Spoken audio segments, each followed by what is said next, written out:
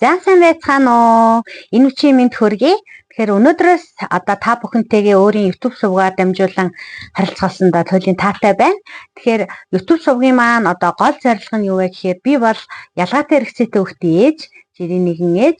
Гэхдээ хүүхдээ бол ялгаатай хэрэгцээ гэтэйг нь одоо хүлээн зөвшөөрөөд хөгжүүлэх талаар одоо туршлага хуримтлуулж яваа тийм ээж байгаамаа. Тэгээд өөрийнхөө хуримтлуулсан энэ туршлагаасаа залуу ээжүүдтэй за тэгээд бас одоо адилхан ялгаатай хэрэгцээтэй байгаа те яах учраа олохгүй байгаа ээжүүдэд тусдын болох зорилгоор энэхүү бичлэгийг хийж байна. Учир нь бол ялгаатай хэрэгцээ хүмүүс маань өөрсдийнхөө чадварт өөрийнхөө онцлог тохируулаад өөрсдийнхөө хурдаар одоо хөгжих боломжтой шүү гэдгийг одоо охиныхоо жишээгээр бас ингээ үлгэрлэн харуулахыг хүсээд одоо энэхүү бичлэгийг хийж байна.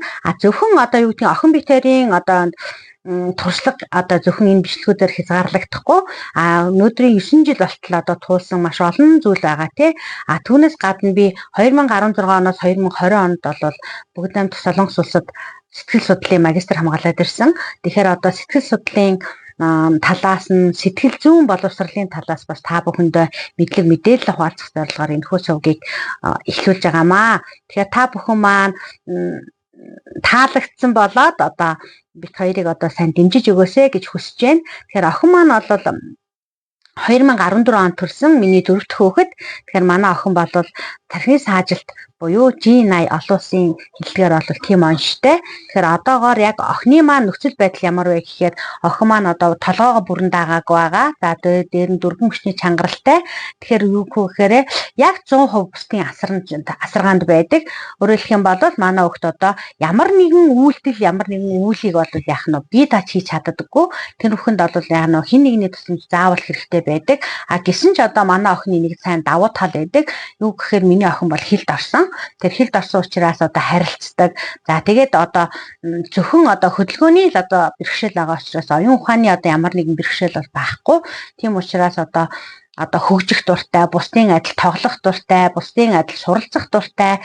Тийм охин байгаа. Тийм учраас ээж охин хоёр бол 2023 оны хичээлийн жилд одоо 1-р ангид элсэн суралцсан. Тэгэхээр одоо бид тун удахгүй өсгөлийн баяраа хийгээд одоо 1 жилийнхаа одоо хичээлийн одоо шинэ жилийн одоо төгсөлтийг хийх гэж байна. Тэгэхээр үүхээр яг жирийн хүүхдүүчиг одоо суралцсан гэж хэлэхгүй. Гэсэн ч өөрийнхөө хэмжээнд одоо өөрийнхөө хурдаар бол маш их юмыг одоо суралцсан, маш их нийгэмсэн. Тэгэхээр одоо өөрөөр хэлэх юм бол сургуулийн үйл явц, сургуулийн амьдрал за тэгээд битэрт одоо төрсэн цагаас эхлээд өнөөдрийг хүртэл одоо туулж ирсэн те тулгарч ирсэн бэрхшээлүүд тэр бүхнийхээ талаар та бүхэнтэй хуваалцах гэж энэхүү сувгийг хийж байгаамаа. За тэгэхээр хамгийн нэгдүгээр бидэрт одоо өнөөдрийн ярих сэдэв маань юу гэхээр одоо ямар нэгэн зовлон бэрхшээл тулгах юм бол тэрийг яаж даван туулах юм бэ гэдэг талаас ярилцахыг хүслээ. Тэгэхээр миний хувьд бол одоо хамгийн одоо бэрхшээлтэй зовлон юу байсан бэ гэвэл мэдээж охиныгоо одоо юу гэдгийг өвчтэй гэдгийг хүлээн зөвшөөрөхөөс нь тэр бол одоо маш хүнд мэдээ, маш хүнд одоо цохилт болсон. Одоо зөвхөн одоо миний ганц одоо миний хувьд биш манай гэр бүлийн бүхэлд нь те тэгэхээр энэ одоо юу гэдгийг зүгээр цэлмэг өдөр одоо гинт аянга буухтаа яг адилхан одоо тэр их шокноос бол маш удаж гарсан. Тэгэхээр одоо юу гэдгийг хэрэг тэр хүнд бэрхшээлийг туул явахад бол одоо тухайн үед бол би бол сэтгэл судлалыг бол суралцаагүй байсан. Гэхдээ яг зүгээр өөрийнхөө амьдралын туршлага өдий хүртэл одоо өмнөх 3 хүүхдээ өсгөж өндийлгэж ирсэн те. За энэ мэтлэндээгээд эргэн тойрон хань ижил гэр бүлийнхаа халуун дэмжлэг сайхан сэтгэлийн одоо дэмжлэгээр одоо энэ цаг хугацаа бол арай богинохон хугацаанд бас даван туулаад охиноо арай эрт хүлээн зөвшөөрөөд арай эрт одоо бас хөгжүүлж чадсан болов уу гэж одоо өнөөдөр одоо харж байна. Тэгэхээр ингээд та бүхэндээ бас энийг хэлэх гээд байгаа зорилго маань өнөөдөр бол олон ээж аауд маань бас энэ зовлонтой нүүр тулаад хүүхдээ хүлээн зөвшөөрч чадаагүй гэс болоод маш их цаг хугацааг алддаг. Тэгэхээр энэ цаг хугацааг одоо бити алдаасай. Одоо тийм миний одоо тулсан туршлаган дээрээс одоо дөрөөлөөд бусдын туршлагаас одоо яг суралцаад илүү одоо хурдан богино хугацаанд хүүхдээ хүлээн зөвшөөрөөсэй гэж одоо зорьсох учраас өнөөдрийн одоо сэдвийг ярих гэж байна. Тэгэхээр өнөөдрийн сэдэв маань зовлон бэрхшээлийг хэрхэн туулах вэ? Тэгэхээр сэтгэл судлалын шинжилгээнд болохоор хүн аливаа нэгэн зовлон бэрхшээлийг тулгархад олохонд бол заавал одоо даван туулах ёстой 5 үе шат гэж байдаг. За бүгдээрээ зовлон бэрхшээл юу вэ гэж бодоод үзье тийм үү? Тэгэхээр идэвхтэй өвчин тусах, үхэлтэй нүүр тулах, үгүй бол гинтийн зуурдын үхэл хацууд учрах. За энэ мэтлэн биднэрт бол яах нь амьдрал бол амьдралын ямар нэгэн нуглаа нухчаанд ямар нэгэн цаг үед бид бол заавал энэ асуудлуудтай яах нь тулгарч яадаг тийм ээ. Тэгэхээр зарим нь бол зам ёсных байдаг, гэтэл зарим нь огт санамсаргүй. За зарим нь бол үнэхээр харамсмаар зуурдын байдаг. Тэгэхээр энэ олон асуудал зовлон бэрхшээлийг бид нар яаж даван туулах вэ гэж. Тэгэхээр хэрхэн даван туулснаар бидний цаашдын амьдрал маань сэтгэл зүй маань хэрхэн эрүүл тийм ээ байх уу гэдэг бол нэлээд шалтгаалдаг. За тэгэхээр зовлон бэрхшээл гэдэг бол яах нь биднэрт бол маш хүнд тийм давшгүй тийм сэтгэлийн их зовлон авчирдаг тийм ээ. Тэгэхээр үүнийг баг би түрүүн хэлсэн хүн бүр нөгөө амьдралынхаа тодорхой хугацаанд зарим нэг маань хар багасаа өнчин өрөөс үссэн байдаг, зарим нэг маань тий.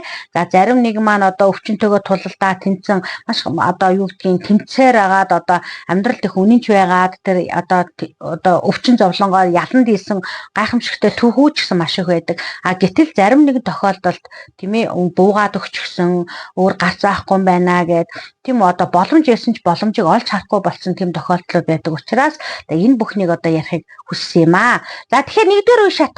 За нэгдүгээр үе шат бидэрт ямар нэгэн зовлон бэрхшээл тулгарлаа гэхэд бид эхлээд яаж хүлээж авдаг вэ гэж. Тэгэхээр мэдээж бид нар хамгийн түрүүнд тийм ээ энэ зөв юм гэж хүлээж авдаг, хизээч хүлээж авдаг. Тэгэхээр бид нар хамгийн нэгдүгээр яадаг байх нь үгүйсгэн. Үгүй ээ. Энэ бол эсэргүүцэх үе шат байдаг.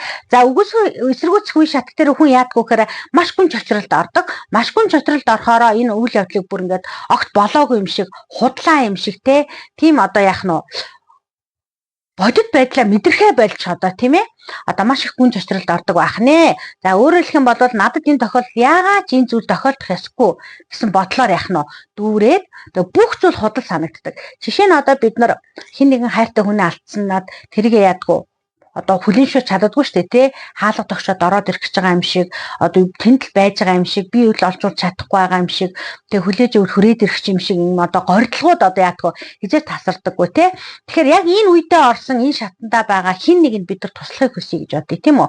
Энэ үе шатыг даван туулахад нь туслахыг хүсэх юм бол бид юу хийх ёстой вэ гэж. Тэгэхээр хамгийн нэгдүгээр бид нар бол ерөөсөө чимээгүйхэн тэр хүнийг хамтдаа цаг өнгөрөөгөөд ганцаар дуулахгүй байх хэрэгтэй. Тэгээд түүнийг сэтгэлээ нээж ярилцах тэр боломжийг нь хүлээх хэрэгтэй. Тэгэхээр дотроосоо гаргах юм бол тэр хүн маань яах нь энэ үе шатыгаа амжилттай даван туулж чадна гэсэн үг. Тэгэхээр сэтгэл судлалын шинжилгээнд юу гэж үздэг вэ гэхээр эдгээр 5 үе шатыг 3-5 жилийн хооронд бол дунджаар ихэнх хүмүүс бол даван туулдаг гэж үздэг. Гэтэл зарим нэг хүн маань аль нэг шатан дээрээ 3-5 жилиг өнгөрөөсөн бас тохиолдлууд байдаг. Тийм учраас энэ хичээл гэж хэлэх юм уу да. Тэгээ энэ бичлэгээрээ дамжуулаад та бүхэндээ энэ үе шатуудаа маш амжилттай богинохон хугацаанд даван туулаад тэгээд асуудлаасаа зүхтах биш, асуудлаасаа нүүр бууруулах биш, асуудалтайгаа нүүр тулаад даван туулах тийм сэтэл тэр урам зориг тэр сэтгэлийн хүчийг олгох зорилгоор хийж байгаа. За хоёр дахь үе шат. За тэгвэл хоёр дахь үе шат нь юу байдаг вэ гэхээр мэдээж бид нар эсэргүүцсэн өгөөсгцэнтэй үгүй байлгүйтэй гэтэл яалчгүй үнэхээр хүлэн зөвшөөрөхөөс аргагүй байдалд орлоо. Тэгвэл бид нар яах вэ гэхээр уур хилэн ба гомдол энэ үе шатанд гарч ирэх нь. За тэгэхээр энэ үе шатанд хүмүүс яадаг вэ? Өөртөө эсвэл эргэн тойрныхондоо эсвэл хэн нэгэн агуу хүч тийм үү бурхан тэгэнд үүсгэд тэр хүмүүст бол уураа гаргаж эхэлдэг. Тийм үү? Яагаад гэвэл би юу буруу хийсэн юм бэ? Яагаад би гэж энэ асуулт бол ерөөсөө өдрийн турш тэр хүнийг яахнаа байнга зовоож яадаг тийм үү. Тэгсэн мөртлөө хариулт нь хаач байдаггүй. За тэгээд өнгөд уурланд би юу буруу хийсэн юм бэ? Би өнөөдрийг хүртэл хэн нэгний гомдоож явсангүй, би хүнд ч муу санаж явсангүй, би хэнийг ч хорлж ийсэнгүй гэтэл яагаад би гэж. За тэгэхээр энэ асуултын хариуг хайгаад маш их уур бухимдуу, зухалдуу болсон энэ үед хүн яадаг вэ гэхээр өөрийгөө болоод өрөөлхийг эргэн тойрондоо өөрийг нь гэсэн хүн бүхнийг яаж эхэлдэг байх нь өвтгөж эхэлдэг. Тэгэхээр нөгөө эргэн тойрны хүмүүс маань өвтгөөд эхлүүл миний хажууд байх болоо. Тэгэхээр энийг бид бас эргэлзүү сайн ботох нь ахын тийм ээ. Тэгэхээр энэ ууртай мэдрэмжүүдээс хэрхэн яаж салах вэ гэж. Тэгэхээр нэгэн тал цаанаас ингээл уур хүрээд бухимдаад бүх юм ууртай, бүх юм яах нь чухалдуу болоод ингэж байгаа үед бид нар өөртөө туслах нэг арга байдаг. За тэгэхээр энэ өөртөө зөвлөх нэг арга нь юу байдг вэ гэхээр бүх уур хилэнгээ бичиж тэмдэглэх байдаг. Тэгэхээр уур хилэнгээ бичиж тэмдэглэснээр уураа ядах нь маш аюулгүйгээр одоо гаргаж байгаа гэсэн үг. Өөрөөр хэлэх юм бол хин нэгнийг өвтгөж, хин нэгнийг бас зовоож тийм үү? Хин нэгнийг гунигнуулж, хин нэгнийг одоо шархлуулахгүйгээр бид нар бол уур хилэнгээс олол салах арга нь олвол тэр ууртаа бүх мэдрэмжүүдээ бичих байгаа юм. За тэгэхээр энэ үе шат маань ингээд бас хэсэг үргэлжлээд яах нь намжих нь тийм үү? За тэгэхээр одоо бид нар эхлээд ясаа үгүй ээ гэд эсэргүүцсэн, үгүйсгсэн тийм ээ. Дараа нь бид нар ууралсан, бухимдсан, гомдолсон. За дараа нь болохоор хүний одоо нэг 3 дахь үе шат байгаа. Тэгэхээр зовлон давсуулах 3 дахь үе шат маань бол мөрөөцөх буюу найдан тохиролцох үе шат. За энэ үе шатн дээр хэрвээ гэдгээр. За хэрвээ би илүү сайн байх юм бол, хэрвээ би сайн хүн болох юм бол, за одоо бурхан чөлтөг хүн бол хэрвээ би те за манай буддийнхан болвол шинийн 3, шинийн 8, шинийн 15, шинийн 29-ний хурал таслахгүй байхаар за тэнд очиод дахиад нохоо тийм ээ одоо хүүхэд багчууд бүгдийг сайхан хооллоод буян үлдээ. За тэгээд хурал ном даган баясаа тий. За ингэж одоо явах юм бол миний хүүхдээ гэдэг юм уу? Энэ одоо зовлонгоос салах уу гэдэг одоо яах нь вэ? Энэ одоо ямар нэгэн байдлаар бид нар юу яаж гэнэ үү? Мөрийцч эхэлж байгаа гэсэн найдан тохиролцож байна. За үгүй бол яах вэ? Хэрвээ би одоо христийн шашинтан байх юм бол тийм ээ одоо 7 хоног болгон сүм мөргөлөө таслахгүй бай те гэрчлээ сайн хий, бусдыг ойлгоё, бусдыг өөрийнхөө оронд тавьж үзье, энэн хайрлаад эхлэе, илүү сайн хүн болоод эхлэе. Тэгэх юм бол энэ одоо зүйлээс би салж чадах уу гэдэг одоо энэ сэтгэл зүгээр бидний 3 дахь үе шатыг яадаг ах нь давн туулж авдаг байх нэ. Тэгэхээр ер нь бол ихэнх хүмүүсийн одоо гол буруутгадаг зүйл юу ах вэ? Энэ зүйлийг урьдчилан харж чадаагүй дээ. Тэгэхээр бид нар харах боломж авахгүй шүү дээ, тийм ээ? Урьдчилан харах боломж тийм чадвар бол бидэрт байхгүй. Тэгэхээр тэр одоо зүйлдээ өөрийгөө маш их буруутгадаг.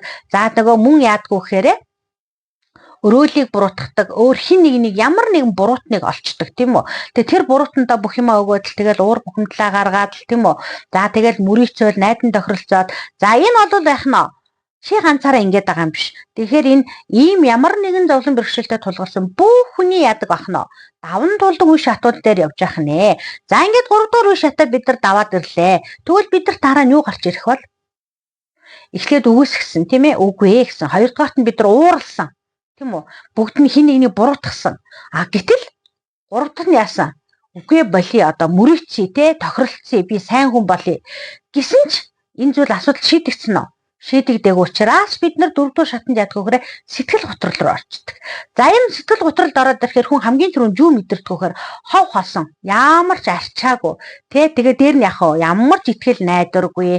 За тэгэл амьдралын бүх зүйл сонирхлон татагдхаа болно. Бүх зүйл утга учиргүй болно. Тэгээ яах нь дандаа тийм хоосон мэдрэмж хий хоосон хүн одоо сэтгэлийн үгээ хэлсэн ч гэсэн худлаа хэлж дээ да. Тэ энэ одоо өөрөө өвдөг болохоор ингэж байна. Өөрөө туулаагүй болохоор ингэж байна. Миний зовлонг ойлгохгүй байна гэдэг ингээд бид нар яах нь гутарч эхлэх нь шүү дээ. Тэ хүнтэй уулзахаас дургу болох нь, уцаар ярихаар дургу болох нь, гэрийнхаа гадаах дэлгүүрч орж юм авахаас яах нь дургу болж эхлээд өөрийгөө яах нь багамжуулаад хайрцаглаад одоо нэг нь. За тэгэхээр энэ үе шат бол нэлээд одоо хамгийн ноцтой үе шат гэж үздэг. Тэгэхээр энэ үе шатыг бол бид нар 4-өөс 6-7 хоногоор үргэлжлэх юм бол энэ аюултай гэж үзнэ. Тэгэхээр энэ үе шатыг бид нар аль болох 6-аас 4-өөс 6-7 хоног хүрэхгүйгээр яах нь давн туулах нь чухал байх нэ. Хэрвээ энэс дээш болох юм бол бидэнд хин нэгэн одоо мэрэгжлийн хүний тусламж болоо зайлшгүй яах вэ? Шаардлагатай болж гэнэ. Өөрөөр хэлэх юм бол бид нар уур хилэнгээсээ ерөөн шилжсэн байх нь сэтгэл готрол. Сэтгэл готрол маань даамжирсаар агаад архаг сэтгэл готрол руу орж эхлэх нь шүү дээ. Тэгээд архаг сэтгэл готролд ороод ирэх юм бол бидний амьдралын одоо юу гэдгийг одоо зам гарц дараагийн одоо алхам маань юу ах вэ? Өөрөөсөө амиа хорлох бол. Гэтэ энэ амьдралыг дуусгая гэж. Тэгэхээр энэ бол болохгүй ахын. Тэгэхээр энэ бол одоо яах нүхрээ бид нар зовлон бэрхшээлийг даван туулж байгаа биш харин зовлон бэрхшээлд яаж яах нь бууж өгч байгаа болох нь шүү дээ. Тэгэхээр бид нар бууж өгөхгүй тулд л одоо хичээх хэрэгтэй болж байна тийм ээ.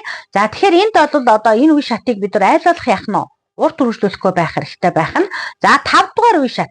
За 5 дугаар үе шатны эцсийн шат болж байна тийм ээ. Одоо зовлон туулах. За энэ маань яг үхээр хүлээн зөвшөөрөх ба дасан зохицох. За ялангуяа монголчууд бол ерөөсөө дасан зохицох чадвараараа маш гайхалтай тийм. Яагаад гэвэл бид нар чинь нөгөө жилийн дөрвөн улиралд эрс тэрс уур амьсгалд угаасаа нүүдлийн соёл иргэншилтэй байсан тийм ээ. Хизээ хаана юу болох нь тодорхойгүй тэр байгальтай, тэр орчин нөхцөлтэй, тэр одоо нөхцөл дасан зохицож амьдарч ирсэн учраас бидний олон дасан зохицох чадвар бол маш өндөр байдаг. Ялангуяа ялангуяа одоо гадаадад ажиллаж амьдарч байгаа монголчууд бол энийг маш сайн мэдэрдэг тийм ээ. Маш хурдан тэр орчин нөхцөлдөө дасан зогсдог. Хизээч ууж иж байгаагүй хоол хүнсийг одоо нүрээсөө төрлөх багаасаа ууж ижсэн юм шиг дорхноо л яг дасан зогсдог. Тэр уур амьсгалд нь тэр нөхцөл байдалд нь. Тэр энэ маань бидний одоо удмын байгаа тийм бидний генд удаан олон зуун жилд хадгалагдсан тэр одоо хүч байгаа. Тэр энэ хүчийнхээ ачаар бид нар бол яах нь энэ одоо зовлон бэрхшээлийг даван туулах нэ. За тэгэхээр хүлээн шүрх ба дасан зогсох гэж тийм ээ. За тэгэхээр энэ олон гэхээр сэтгэл санаа маань харьцангуй яам болж байна. Сэтгэл гутралыг бодох юм бол нэлээ тогтворч чинь тийм ээ. Сэтгэл гутралд орсон үедээ бид нар чи гинт баярлал, гинт уйлал маш тогтворгүй тийм үү. Ийм ингээд өөрөө тэгэл гутрах нь их байсан бол энэ үед бол арай эрүүл ухаанаар нөхцөл байдалд бид нар яах нь хандаж эхлэх нэ. За тэгээд бид нар нөхцөл байдлаа хүлээн зөвшөөрөө дасан зогсоод эхлэх юм бол дараагийн юугаа алах нь алхмаа хайж эхэлнэ гэсэн үг. Тэгэхээр энэ шатыг давж ижил бид нар яах нь аливаа зовлонгийн ард гарч байна. Аливаа зовлонтой бид нар даван туулж байна гэж өөртөө бодож эхлэх нь тийм ээ. Тэгэхээр зовлон бол бүхэнд байгаа шүү дээ тийм ээ. Одоо бидний одоо уламжлал шашин болох одоо буддизмд бол юу гэж заадаг вэ гэхээр зовлон бол тохиолдох нь үнэн, зовлонгийн шалтгаан үнэн тий, зовх нь үнэн, зовлонгийн шалтгаан үнэн, зовлон гатлах нь үнэн гэдэг шиг. Тэгэхээр одоо яах нь бид нар одоо энийг даван туулах тийм чин хүслийг одоо хаанаас олох нь дотроос өөрөөсөө олох хэрэгтэй байх нь шүү дээ тийм ээ. За тэгэхээр одоо би түрүү хэлсэн дундаж хугацаанд 3-5 жил гэтэл бид нар одоо сэтгэл готрол дээр 5 жил явчих болохгүй байх нь тийм үү. Бас хүлээмжшүүрхгээ дасан зогцохтой 5 жил зарцуулж болохгүй байх нь шүү дээ. Бид нар аль болох хурдан л хүлээмжшүүрч чадах юм бол аль болох хурдан тухайн нөхцөл байдалтай бид нар дасан зогсож чадах юм бол зовлон бол яах нь богино хугацаанд даван туулж чадна. Богино хугацаанд даван туулсан учраас бид нар яах вэ? Урагшлна. Нөгөө зовлонгоо ардаа үлдээгээд тийм ээ урагшлах боломжийг олно. Өөрчлөлт их яах вэ? Боломж ирнэ гэсэн үг. Тэгэхээр энэ шатанд ирэхгүй бол биднэрт амьдралаа өөрчлөх, тухайн нөхцөл байдлыг өөрчлөх, асуудлыг өөрчлөх боломжууд бол яах вэ? Гарч ирэхгүй байх нэ. Тэр боломжууд гарч ирсэн ч бид нар түүнийг олж харахгүй байх нь шүү дээ. Яа тэгвэл боломж гэж олж харахгүй байх нь тийм ээ. Тэгэхээр амьдрал бол миний хэлэх дуртай нэг үг байдаг. Нэг боломжийг алдсан ч гэсэн нөгөө боломж заавал яах вэ? Гарч ирж идэг. Тэгэхээр амьдрал бол ерөөсөө боломжуудаас л бүрдэж идэг тийм ээ. Тэр олон боломжуудыг бид нар хизээ хаана төрүүлж авч хаснуу, шүлдэж авч хаснуу гэдгээсээ шалтгаалах гэдэг. Тэгээ зовлон бэрхшээл. За тэгээ зарим нэг хүмүүс бол бусдын зовлон бэрхшээлийг юу гэдгийг вэхээр үгүйсгдэг шүү дээ, тэ.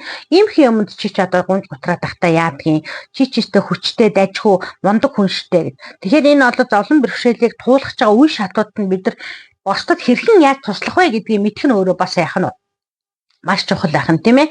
Зүгээр чи чаднаа гэж хэлдгээр бол одоо тэр хүнд дэм өгч जैन сэтгэлийн их хад суулгаж जैन одоо юу гэдгийг урам зориг өгч जैन гэж одоо андуурч болохгүй. Тэр магадгүй эсрэгээрээ чи чаднаа гэж байгаа нь илүү их яах вэ? Дарамтыг өгч болох байхгүй юу? Хүмүүс намайг чадна гэдээ хахад би чадахгүй байгаа нь миний л олхоогүй, миний л одоо чадваргүй, би өстой нэрэ ямар ч хэрэггүй одоо ерөөсөө арчаагүй юм байна гэсэн яах нь бодлыг түнд төрүүлдэг байх нэ. За тэгээд өнөөдрийн бичлэгээ энэ хүргээ дуусгая. Тэгэхээр та бүхэн маань хин нэгэн чинь хажууд чинь одоо ямар нэгэн зовлон бэрхшээлд учраа түүнийгээ даван туулах гээд байж байвал одоо тэр хүний ажиглаад тий аль шаттай нь явж байгаа юм бэ? Би хэрхэн яаж туслах вэ гэдгийг одоо мэдэж авсан болов уу гэж бодож байна. Тэгээд дараагийн бичлэгээрээ эргэн уулзцгаая. Тэр бүгдөө миний одоо цувагт сав дараарай.